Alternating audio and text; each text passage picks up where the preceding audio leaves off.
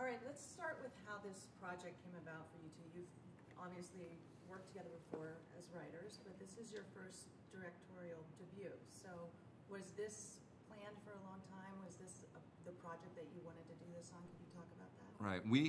We had always wanted to direct when we were writing. That was kind of the end goal for us. And so when we wrote Vacation originally, it was just to write.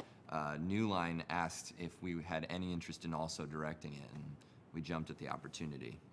And we probably wouldn't have made it so complicated if we knew we were going to direct it, because it's actually a kind of a daunting first film as a director. There's whitewater rafting, and there's a car rolling over, and all kinds of things like that turned out to be harder in some ways to direct than to write. Had we known that we were going to direct it, it would have just been one character talking to the camera in front of a white background for 2 hours. No road trip at all. No. Just would have been in one place. It would have been funny. Would have worked. We would have made it work. Would have been a boring movie, but yeah. And how does that work when you have two directors on set? Was that a challenge? It's a lot of fighting. It was a pretty dysfunctional set. Everybody kind of was mad. I don't like him, just as a person. We don't care generally. for each other. So it was not a fun experience for us directing. But seriously, no, it was very organic. You know, our style of writing is always so collaborative. We're in the same room together, working on everything, and sort of sharing one brain and one sensibility. And that's what we brought to the set, where we prepared a lot. And when we got there, we knew really what we needed to do. Right. We didn't have one person doing one specific job while the other person did something else. We kind of did everything at the same time. Now, it's been 32 years since the first Griswold Vacation, so where do we find them at this point? Well, I think the idea of vacations are universal and timeless, so that we didn't have to worry quite so much about updating this too much in terms of,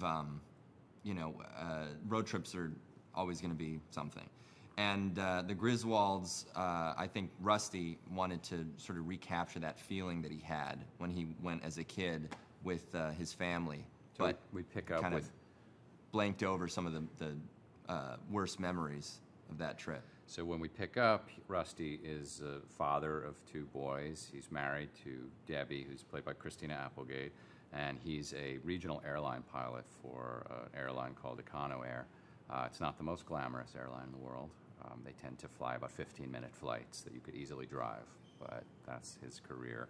And he has a very happy life. There are some flaws in his marriage and some issues between the 2 boys that become apparent over the course of the movie. He's very oblivious. He sees only the best in things and eternally optimistic. And so this trip is kind of what opens his eyes to what's actually going on with his family, and that is that there are some more issues than he thought there were.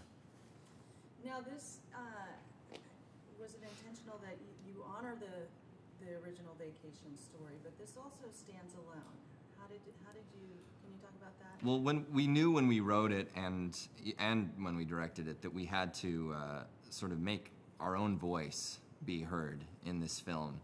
If it was too much of an homage and too much of a nod to the original, I think it would have pissed off the super fans. And if we didn't acknowledge the original at all, it would have done the same. So it was a fine line in finding that balance between a nod to the original and kind of making our own thing. But as you said, there are people who don't know the original, and we had to make a movie that could stand as its own. And hopefully we've accomplished that. What is it about the Griswold family that is so beloved and unique?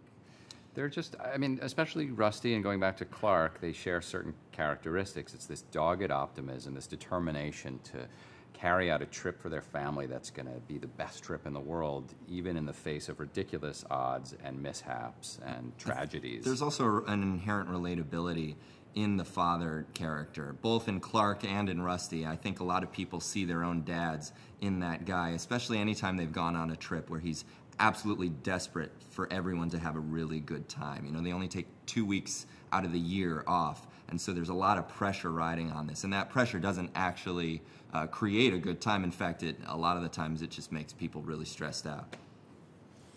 Now, you've got a great cast on this film. What a great group of people. Did you write this with them in mind, or how did the casting come about? To a large extent. I mean, we always had Ed and Christina in mind for their roles.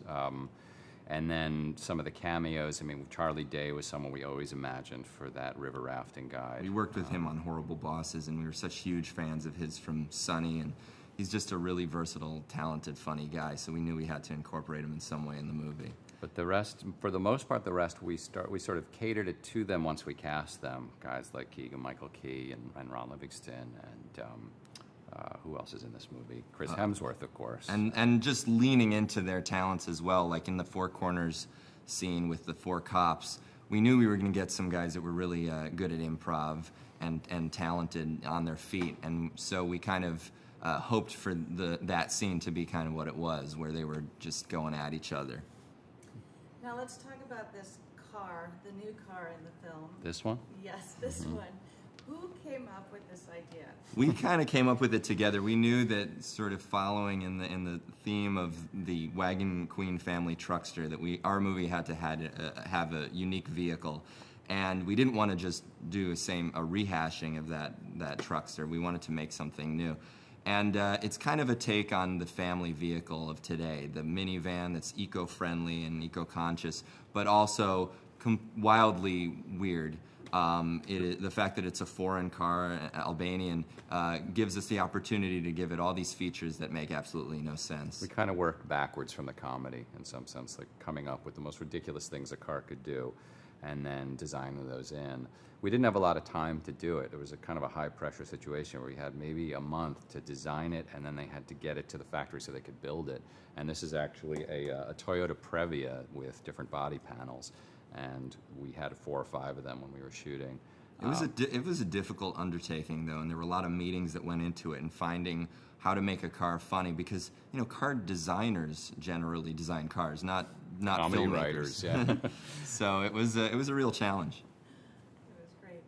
So what do you hope people take away from this film? Mostly, I hope they laugh at this movie. I think that's the most important thing, and that's what we were going for. But also, there is a heart to it that I think, I hope shines through.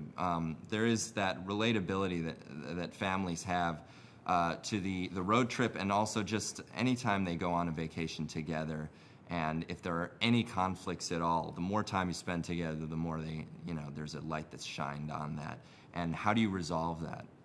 There aren't that many R-rated family movies, and that's kind of what we set out to do here, was to push the envelope a bit, to have loving parents, but parents who are also people and have histories and things that don't make them any less a good mom or dad, but make them more interesting as characters. And that's what we want to do, to sort of examine. Life is R-rated, so it only makes sense that we My life is X-rated.